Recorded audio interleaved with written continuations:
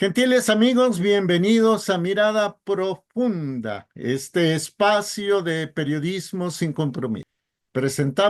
Les presento con muchísimo gusto a Abel Medina. Él es analista financiero certificado. Qué gusto, Abel. Gracias por estar con nosotros. ¿Qué tal, Jorge? Mucho gusto, a la orden. Gracias. Se acabaron las fiestas patrias. La reforma judicial se aprobó el domingo por la noche. ¿Existe temor entre las empresas? ¿Existe temor entre los inversionistas luego o por la aprobación de esta reforma judicial? Sí, claro que sí, Jorge. Pues sí, fíjate que sí, en el trabajo que realizo en el día a día con clientes, con empresarios, con directivos y en las reuniones que a veces tengo en diferentes instituciones y asociaciones a las que acudo, he podido observar que hay nerviosismo, hay temor, hay incertidumbre por las consecuencias, ¿no? Que pueda tener la reforma, ¿no? Muy particularmente las consecuencias para México como país, ¿no? En el sentido de si vamos a perder el grado de inversión o no, y si eso va a encarecer el financiamiento o no, o va a hacer más difíciles los negocios o no. Sí he percibido yo temor, tanto entre los empresarios, entre los inversionistas. Lo que te puedo decir como experiencia muy personal es, eh, hemos tenido un mayor apetito de los inversionistas mexicanos principalmente, de encontrar eh, maneras de tener sus recursos financieros en el extranjero, por ejemplo, ¿no? Eso sí ha sido algo que he podido observar, ¿no? Y en cuanto a los empresarios, pues el temor de qué tan difícil va a ser hacer negocios ahora con una nueva legislación en materia judicial, en donde no puedan tener certeza jurídica cuando exista la necesidad de acudir a estas autoridades, ¿no? ¿Qué tan competentes van a ser los jueces que se van a contratar o no? ¿Qué tan fácil va a ser el proceso jurídico en un momento dado, etcétera, ¿no? Entonces, sí, he visto temor, pero también por otro lado, he visto una participación muy proactiva de los empresarios, de la gente que está pues, en el mercado laboral como con ideas, etcétera, para sacar adelante el país, ¿no? De alguna manera. ¿Es previsible una salida preocupante de capitales de México? No, no lo creo. Una salida preocupante, yo no lo diría. Al final de cuentas, México, pues, es un país con financieros, sí, pues, con métricas macroeconómicas bastante sólidas. Todavía hoy por hoy somos un país fiscalmente muy responsable, mucho menos endeudado que muchos otros en cuanto a porcentaje del PIB, por ejemplo. Eh, entonces, al final de cuentas, pues lo que ve el mercado son diferenciales en tasas de interés y el peligro de que, por ejemplo, el gobierno federal deje de pagar sus bonos de largo plazo o su deuda, ¿no? Extranjera. Y eso se ve muy poco probable a ojos del mercado internacional, aunado a pues, una tasa bastante interesante de rendimiento que paga la deuda gubernamental mexicana contra, por ejemplo, la deuda japonesa, ¿no? Eh, entonces, se ve difícil una salida de capitales muy masiva. Sí, como te decía, sí, yo sí he visto preocupación de empresarios, etcétera, de sacar sus ahorros financieros, no tanto de cerrar las plantas y salir huyendo, ¿no? Cerrar las fábricas y los negocios y salir huyendo, eso no lo veo. Lo que veo más bien es como gente siendo precavida y abriendo cuentas, por ejemplo, en el extranjero, por cualquier cosa, digamos, ¿no? Eh, en cuanto a la inversión extranjera directa, el actual gobierno que ya está en su último tramo, pues señala que se han mantenido las inversiones en alrededor de 33,000 o 35,000 millones de dólares. No recuerdo la cifra precisa, pero tu servidor, un servidor de ustedes leía que más bien son reinversiones de utilidades. Y pues se supone que estamos en la etapa inmejorable de la relocalización de empresas, pero también vemos que se han pausado inversiones nuevas por 35,000 millones de dólares.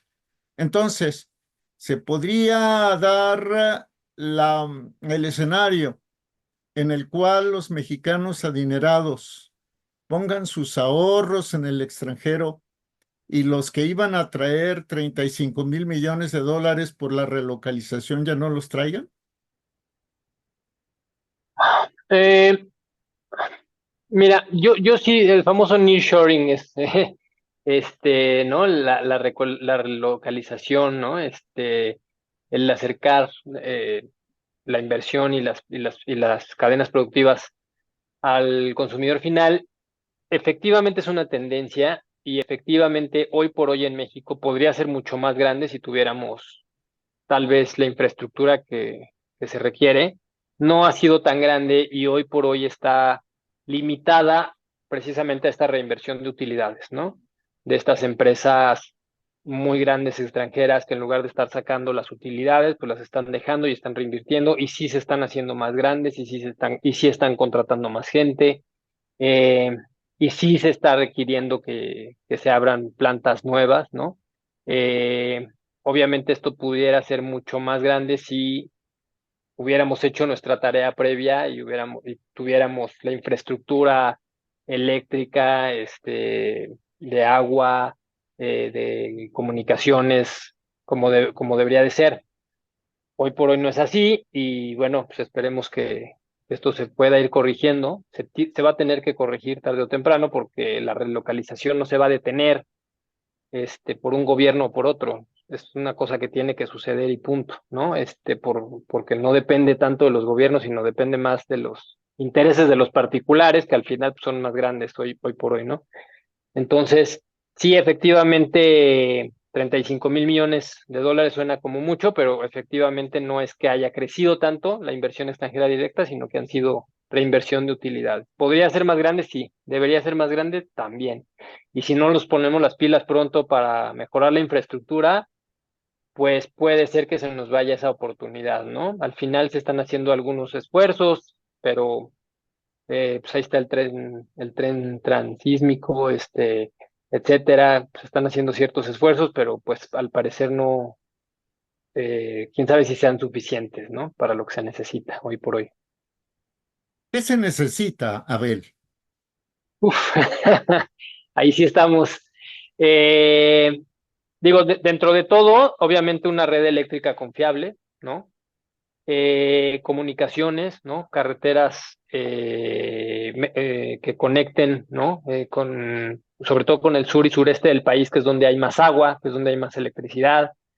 Eh, una plataforma jurídica mucho más certera, que es lo que hoy por hoy no tenemos, ¿no? Con esto que está sucediendo. Eh, y sobre todo una un país seguro, ¿no? Un país en donde eh, las empresas puedan tener la certeza de que su camión va a llegar de su planta a la frontera sin tener que pagar derechos de paso o sin tener que llevar escoltas, etcétera, ¿no? Entonces, eso es lo que siento yo que hace falta. Sí, sí lo mencionan los inversionistas extranjeros, sí es un factor, el tema de la seguridad en carreteras, sí es muy mencionado. ¿Cuánto podría recibir México en promedio al año en inversión extranjera directa nueva con la relocalización, con el nearshoring, si tuviera una infraestructura adecuada, si hubiera certeza jurídica, si disminuyera dramáticamente la inseguridad, si las carreteras, los ferrocarriles fueran transitables, ¿a cuánto podríamos aspirar? Esa es buena pregunta. Honestamente, no lo sé, ¿no? Este, hay estudios, ¿no? Pero la realidad es que no los traigo ahorita así como a la mano, pero sí hay estudios de cuánto pudiera ser. Los ha hecho, por ejemplo, el Consejo Coordinador Empresarial, ¿no? Ciertos organismos de empresarios y de la industria tienen estudios de lo que se ha escapado, ¿no? De lo que pudiera, de lo que está en espera de entrar, ¿no? Hay estudios por ahí de lo que, sí, pues tal cual, de las inversiones que están a la espera de poder entrar, pero que no entran por alguno de estos factores que mencionas, ¿no? Que por lo menos estarían en 35.000 millones de dólares, ¿no? Pues yo calculo, o sea, sí, digamos que yo pudiera estimar así, ¿no? En mi mente que sí, pudiera ser por lo menos el doble, que pudieran ser otros 35.000 millones. Habría que ver el estudio ahí. Creo que el Consejo Coordinador Empresarial es el que tiene ahí Lo, un buen estudio al respecto. Sí. lo vamos a consultar. Finalmente, todo esto que hemos platicado, Abel, ¿cómo afecta a la ciudadanía? ¿Cómo Eh, afecta a las sí. personas de a pie que tienen, por ejemplo, sus cuentas en los bancos? Mira, de bote pronto no les va a afectar de ninguna manera. De bote pronto me refiero en el corto plazo. Es decir, vamos a mañana, ¿no? Pues, amanece el país normal, business as usual. Este, Al final, como te comentaba al principio, los empresarios tienen el ánimo de seguir sacando adelante el país, ¿no? Los empresarios, los profesionales, eh, no tiramos la toalla, ¿no? Estamos en el día a día, levantándonos, trabajando para mantener a nuestras familias y para sacar adelante al país. Sin embargo, sí creo que esto puede ser un cambio de rumbo equiparable, por ejemplo, a lo que hace algunos años hizo Inglaterra al salirse de la Unión Europea, a ese grado, en donde sí podemos ver las consecuencias hoy de un país que venía en pleno crecimiento, ¿no? Cómo ha cambiado esa tendencia en Inglaterra. Pues, estamos viviendo una cosa parecida, una coyuntura de esa magnitud en México, en donde un cambio de dirección, de rumbo, nos puede llevar en el mediano plazo, es decir, unos 5 años más o menos, yo calculo, a estar en un lugar completamente diferente de donde estaríamos si tal vez las decisiones hubieran sido otras, ¿no? ¿Por qué? Porque, pues efectivamente, como mencionamos, la inversión empieza a caer, la inversión extranjera empieza a bajar, entonces la creación de empleos no se hace tan rápida como se debe, como se necesita en el país para el crecimiento demográfico que tiene, etcétera, ¿no? Y entonces eso, pues va generando cinturones de pobreza, va generando desempleo, etcétera, y eso es lo que pudiera afectar en el mediano plazo al ciudadano de pie, que por ejemplo eh, pudiera pudiéramos estar en una situación en donde no podamos negociar un tratado de libre comercio en los mejores términos, ¿no? Por esta situación que tenemos. Y entonces, eso pues genere efectos inflacionarios, por ejemplo, y que generen pues más inestabilidad económica y sobre todo pues en el ciudadano de a pie pues falta de empleo, ¿no? Eh, en el bote pronto nada, los ahorros están seguros, la banca está más sana que nunca en México, no se ve una intención del gobierno actual de intervenir con el Banco de México para eh, afectar la política monetaria, por ejemplo, o hacer políticas que afecten a los ahorradores, por ejemplo, ¿no? Eh, Sin embargo, pues sí es un hecho que la parte del empleo se puede ver afectada, ¿no? Mm, en noviembre habrá elecciones en Estados Unidos. Todo esto es prospectiva, no hay una, se dice, ¿no? En términos coloquiales, una bola de cristal, pero sí hay perspectiva. Eh, si ganara Kamala Harris, si ganaran los demócratas, la revisión del Tratado México, Estados Unidos, Canadá sería tan drástica como si ganara Donald Trump, o con los demócratas habría menor rigidez en el en la revisión de este tratado. Esa es muy buena pregunta. A ver, Donald Trump, eh, en el gobierno del Donald Trump se hizo este tratado que tenemos hoy por hoy, el TEMEC. Se ve difícil que el mismo Donald Trump, en caso de que llegara al gobierno, pudiera declarar que el tratado está mal hecho.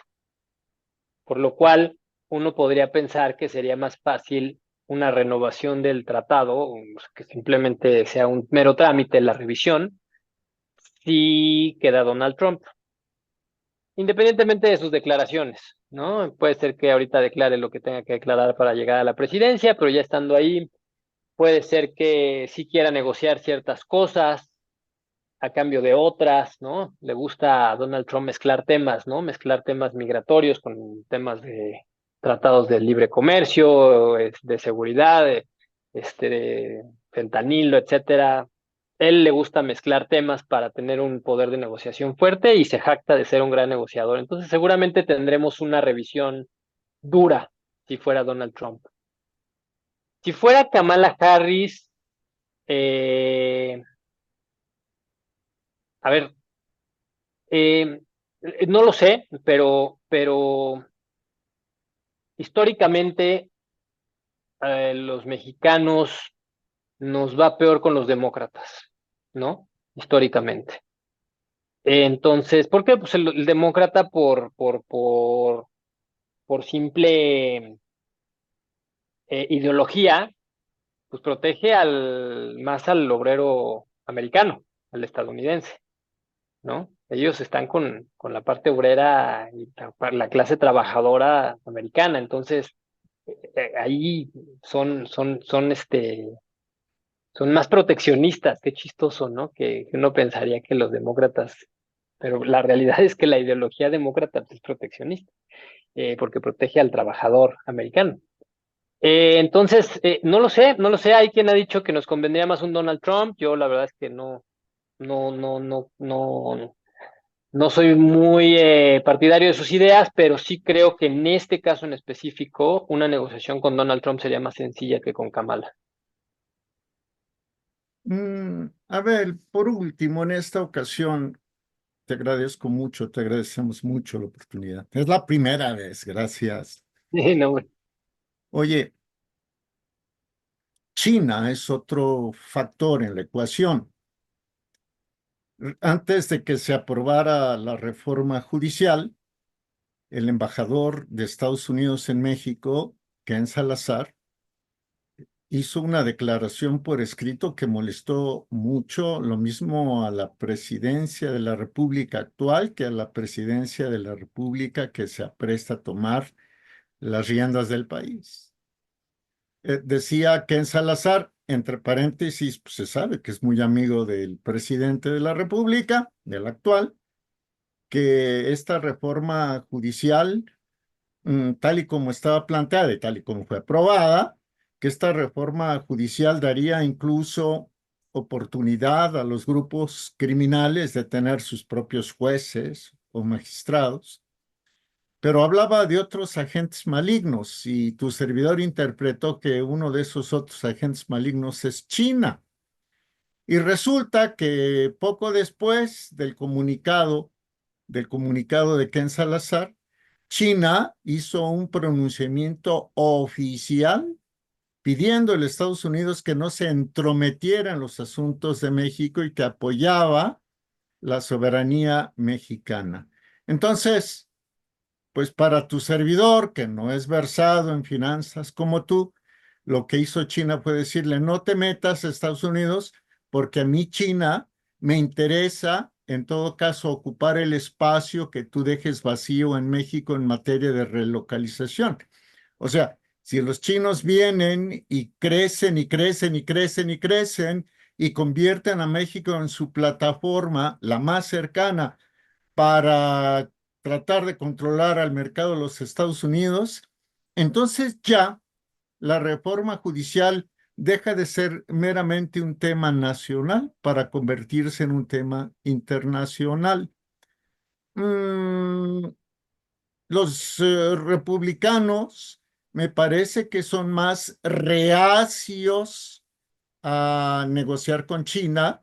Ya ves que se habla de que Trump podría imponer un arancel de 60% a las importaciones chinas.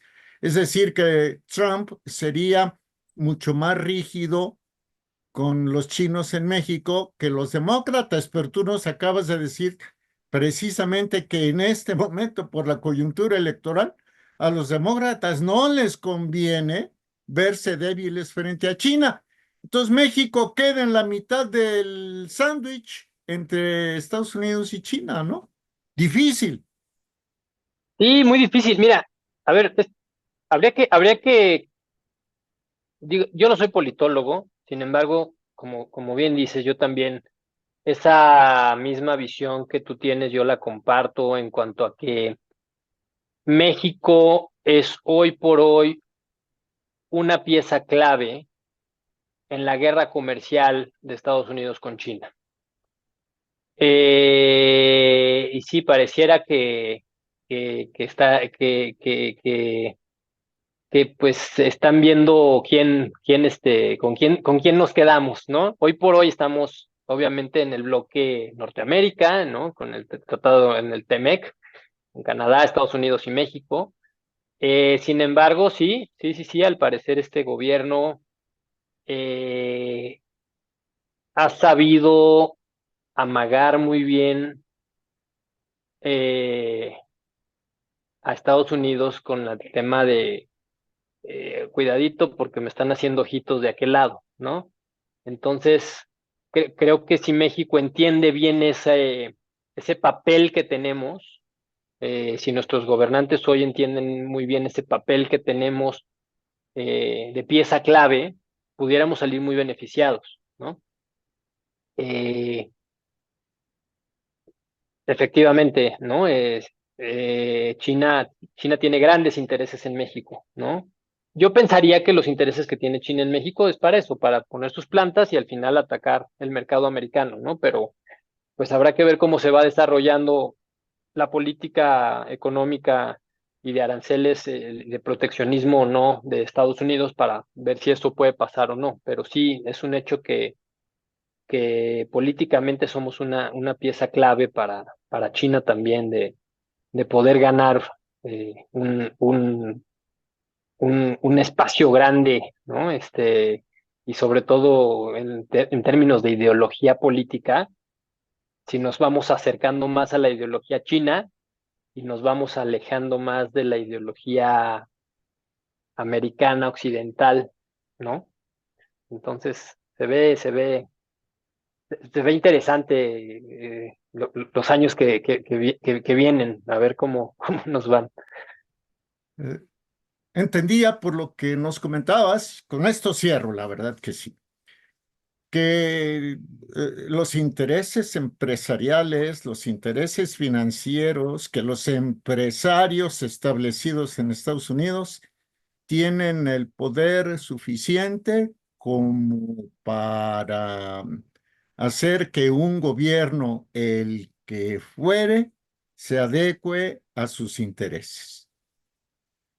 Y Trump nos enseñó que con un arancel progresivo del 5% mensual hasta llegar al 25%, hizo que un gobierno se doblegara en su reclamo migratorio. Pero entiendo que la medida más drástica sería decir, se cancela el tratado México, Estados Unidos, Canadá, y a ver, México, ¿cómo le haces? Siendo que soy Estados Unidos tu principal socio y tú eres México el principal socio de Estados Unidos. Esa medida extrema me parece poco viable en este momento, pero no la descartaría del todo. Si se cancelara el TEMEC, ¿qué pasaría en una eventual circunstancia como esa, hipotética? ¿Qué pasaría con la economía mexicana? Qué buena pregunta. Digo, sí, que veo muy bajas esas posibilidades. La posibilidad de que se cancele un TEMEC, la veo muy bajita, muy, muy bajita, porque como bien comentas, no es algo que le conviene a los grandes corporativos en Estados Unidos, ¿no? Al final de cuentas, tenemos una relación demasiado íntima entre México y Estados Unidos para cancelar algo así. Y además hay muchos intereses. En Estados Unidos sí hay mucho tema de lobbying, ¿no? Corporativo en la política americana que eh, eh, se ve difícil que se pudiera cancelar un tratado así sin pegarle a intereses americanos, a intereses corporativos, ¿no? Entonces se ve difícil. Ahora, en el caso remoto de que sucediera eso, eh, yo creo que México acabaría muy golpeado. Digo, al final de cuentas, hoy por hoy vivimos en una economía global donde eh, tenemos muchos ingresos por exportaciones. Nuestro principal cliente en el mundo es Estados Unidos, ¿no? Obviamente, al cancelar un tratado, no es que va a dejar de haber comercio con Estados Unidos, pero sí va a haber eh, un impuesto adicional a los productos que se exportan por allá. Y la única manera de eh, poder, compensar un impuesto, un arancel fuerte en Estados Unidos, pues es mediante tipo de cambio, ¿no? Al final de cuentas, pues entra esta variable que es el tipo de cambio que nos ayuda siempre a amortiguar todos los golpes en la economía mexicana. El tipo de cambio tendría que devaluarse, depreciarse, ¿no? Digamos que la palabra técnica es depreciarse. No es una devaluación, sino es una depreciación para tener un tipo de cambio variable para ajustar el impuesto que en un momento dado tuviéramos. Y por poner números muy burdos y de servilleta, ¿no? Y no quiero que se tome esto como una declaración de ni una sugerencia, ni una, ¿cómo le llaman esto? Una previsión de tipo de cambio, pero por poner números muy burdos, si se pusiera un arancel general del 25% para los productos mexicanos que se exportan a Estados Unidos, pues ese 25% tendría que ser absorbido por el tipo de cambio y entonces el tipo de cambio tendría que pasar de 20 pesos a 25 pesos, ¿no? Y listo. Pues, le paga un arancel del 25%, pero de todas formas al americano le va a seguir costando lo mismo el producto porque pues entre el arancel que paga pero pues a un tipo de cambio más bajo, pues acabaste pagando más o menos lo mismo, ¿no? Entonces, al final, las fuerzas económicas son las fuerzas económicas y eh, van a seguir necesitándose unas a otras, ¿no? Entonces, esto no para. Si mueves las curvas de oferta y demanda, si las mueves al mover drásticamente el precio por un tema de oferta perdón, de arancel, pero tenemos otros mecanismos, como por ejemplo el tipo de cambio para ajustar este tipo de choques, ¿no? El que estaría feliz con un ex TEMEC sería China. El O que con estaría feliz con... Sí, sí, sí, claro, por supuesto, aunque el mercado mexicano para China, yo no sé qué tan interesante sea. Para China es interesante el mercado americano, pero el mercado mexicano, pues quién sabe, ¿no? No tenemos la fuerza de consumo que tiene Estados Unidos. La verdad es que todo el mundo le queremos vender a Estados Unidos, ¿no? todos la queremos vender a Estados Unidos, pero a ver, es que no dije ex-Temex, pero quise decir algo así como el equivalente al Brexit, ¿verdad?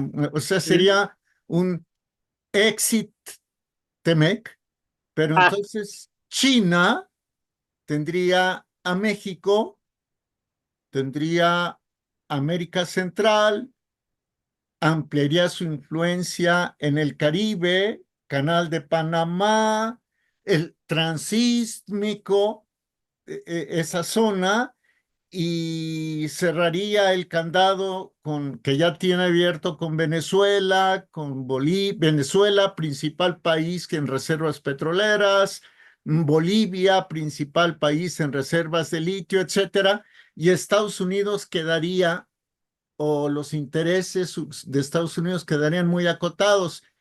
Me parece entonces, lo dice Jorge, no lo dice Abel, me parece entonces que el poderío supranacional, financiero y capitalista, supracapitalista radicado en Estados Unidos, eh, le haría como que una manita de puerco al próximo gobierno, y el próximo gobierno va a tener que en el discurso decir una cosa y en las acciones reales va a tener que hacer otra. Eso es como tu servidor lo ve. Sí, y siguiendo ese mismo orden de ideas, así yo también lo veo. Yo también lo veo así. Si no hubiera un Temec, efectivamente China ganaría mucho políticamente, ideológicamente, ganaría el bloque. México es un país clave para China, así como lo es hoy para Estados Unidos. Y sí, sí, sí, me parece eh, que sí sería catastrófico, sería probablemente hasta más catastrófico para Estados Unidos que para México el perder un tratado como el TEMEC, definitivamente. Ha sido Abel Medina, él es analista financiero certificado a nivel internacional, es director de negocios en una firma importante en nuestro país. Abel, pues qué gusto, ojalá y que pronto podamos encontrarte otra vez. Claro que sí, con mucho gusto, Jorge, fue un gusto hablar contigo. Igualmente, muchas, muchas gracias. Y como siempre decimos, gracias a usted porque nos ve, nos oye y participa. Hasta la próxima.